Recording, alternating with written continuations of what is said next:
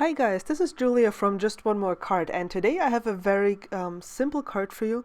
Well, basically it's simple coloring on Kraft with Copic markers. You've seen me do this before, but some people were like, oh my gosh, this is awesome, but I could never do this. So I wanted to show you a very simple variation of this coloring. I'm using a stamp by Purple Onion Designs. All the supplies are, as always, listed in the video description below and on my blog. And I'm stamping this with my favorite things, black licorice ink onto Kraft cardstock. This ink works great with watercolor and with alcohol markers, and it's really nice and black, and it's replaced all other inks for me, well, black inks, except for sentiments. For that I still use VersaFine. You can see I have a very nice impression here, and then I can start my coloring. And now, to know how the Copic markers will look on Kraft, I advise you to either print a Copic chart on Kraft, or to just quickly make like something like I made here, just for the sake of it. Because when the Copic markers first go onto the Kraft paper, they are very dark because they are wet. When they dry, the colors lighten up. That's important to keep in mind because when you do blending and when you decide on color schemes, it's kind of important to know if it's going to be very dark or if it's going to be very light. So you can see here through the progression of the card how these colors will dry and become much lighter than they were initially when I applied them to the Kraft paper.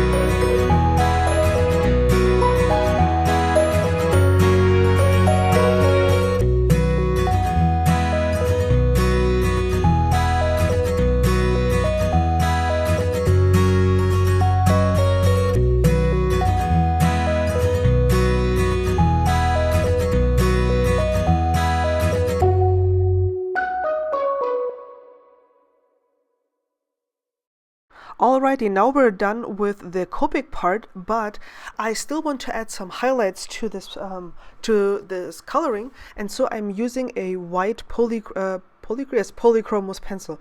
You could use a Prismacolor pencil or any other type of colored pencil, whatever you have at hand, give it a try. And all I'm doing here is adding some white into certain areas, and that will brighten up the card considerably, just by adding this tiny little bit of white in there. You can see just how nice and strong this white appears against the brown Kraft cardstock.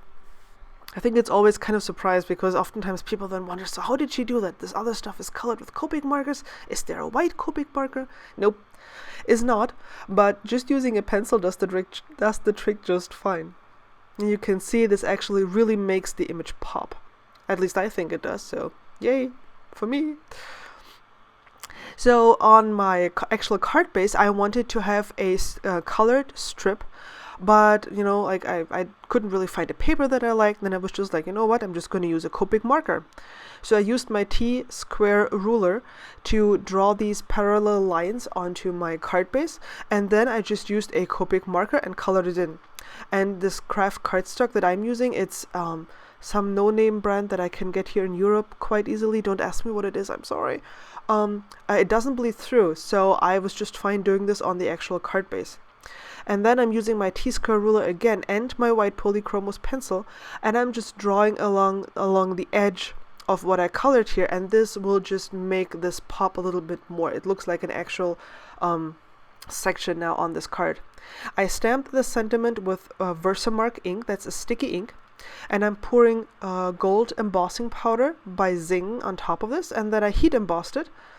And it says, "Our friendship has really blossomed into something special," and I just love the look of this gold embossing. Here you can see this little house that I colored. I fuzzy cut it out and just mounted it with foam tape onto the card base.